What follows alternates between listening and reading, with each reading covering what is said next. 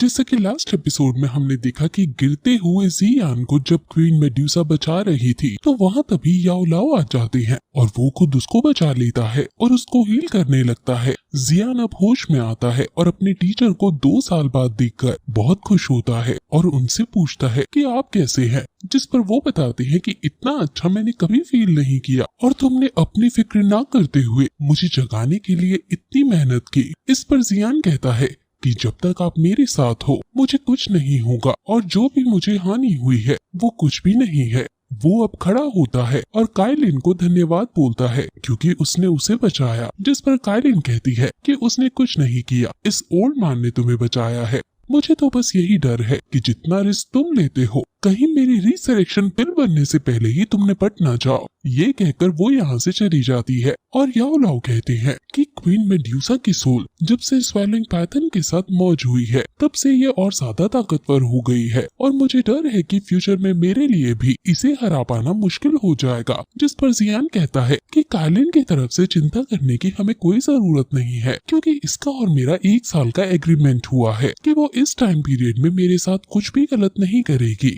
याओ लाओ जब देखता है कि जियान उसका नाम प्यार से काइलिन बुला रहा है तो वो उसे चढ़ाने लगता है कि तुम शैतान सब पर नजर डालते हो, ऐसी बेरहम औरत भी तुमने नहीं छोड़ी, लेकिन थोड़ा ध्यान रखना ये लड़की कभी भी बगावत पर उतर सकती है और ये तुम्हें कब कच्चा चबा जाए तुम्हें भी नहीं पता चलेगा। ये कहकर वो जियान को डरा देते हैं और जियान बेचारा उनके मजाक को सीरियस समझ लेता है। जियान अब उनसे पूछता है कि आप 2 साल से सो रहे थे लेकिन आपकी स्ट्रेंथ बहुत बढ़ी हुई नजर आ रही है, जिस पर याओ लाओ कहता है कि इतनी भी मेरी स्ट्रेंथ नहीं बढ़ी, ये बस थोड़ी सी बढ़ी है। अगर मुझे अच्छे लेवल की स्ट्रेंथ बढ़ानी है तो मुझे जल्द से जल्द पहले अपनी बॉडी को रिकवर करना होगा। वो पूछते हैं कि फॉलन हेयर फ्लेम का क्या हुआ, जिस पर जियान बताता है कि उसने वो रिफाइन कर दिया है और फिर वो उन्हें ये भी बताता है कि Han Fang अब मारा गया है मेरे हाथों। ये सुनकर हंसते हुए याओ लाओ एकदम शांत हो जाते हैं और एक अलग सी खुशी का अनुभव करने लगते हैं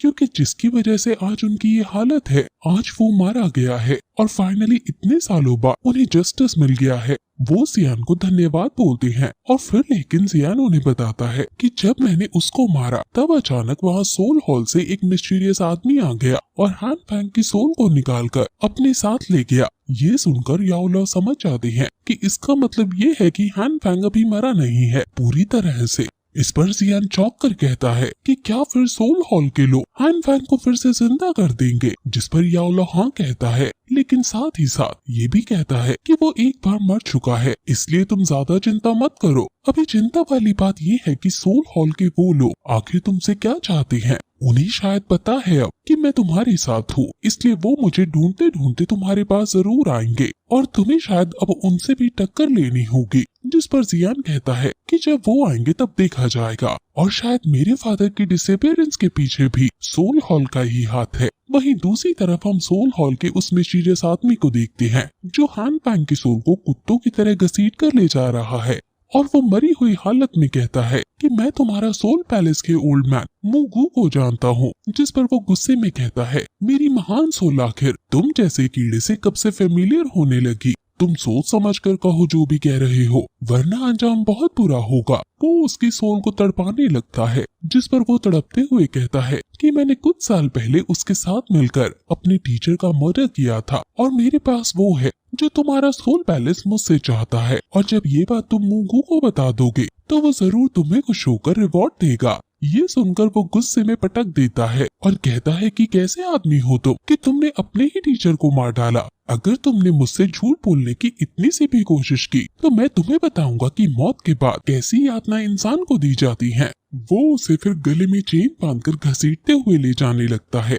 वहीं दूसरी तरफ जियान टीचर को अपनी नई स्ट्रेंज फायर दिखाता है और फिर जियान ने अब 2 फायर को मर्ज कर लिया है और अब वो पूछता है कि क्या मैं अब आपकी बॉडी को रिगेन करवा सकता हूँ, जिस पर याओ लाओ कहता है कि मेरी एंशिएंट स्पिरिट भी कोल्ड एंड हॉट की है, जिस वजह से हालांकि कोई दिक्कत नहीं आएगी, लेकिन जो मटेरियल हमें चाहिए वो मिल पाना बहुत ज्यादा मुश्किल है, इसलिए हमें जल्दबाजी नहीं करनी चाहिए। जिस पर जियान कहता है कि मेरा नॉय रीजन में अब दबदबा है और मैं जो भी मटेरियल चाहूँ वो मैं प्रोवाइड करवा सकता हूँ। जिस पर याओ लाओ हंसकर कहते हैं कि ये चीज ऐसी नहीं है कि कुछ लोग तुम भेजो और वो ढूंढ कर ले आए। हमें 3 चीज चाहिए। पहली, शेंगू रोंगजू पिल। ये 7th रैंक की पिल है जो 7th रैंक वाले इंसान को सीधे 8th रैंक पर पहुंचा देती है। दूसरी चीज जो हमें चाहिए वो है incense blood line of 7th rank कॉरक्रॉप, और इसके लिए हमें 2 जोंग जितने पावरफुल एक सुपीरियर मॉन्स्टर को मारना होगा। तीसरी चीज जो चाहिए वो है एक स्ट्रॉन्ग फाइटर का स्केलेटन, और अगर तुम किसी के पावरफुल एंसेस्टर का स्केलेटन लाने की कोशिश करोगे तो वो फैमिली तुम्हारे हाथ धोकर पीछे पड़ जाएगी।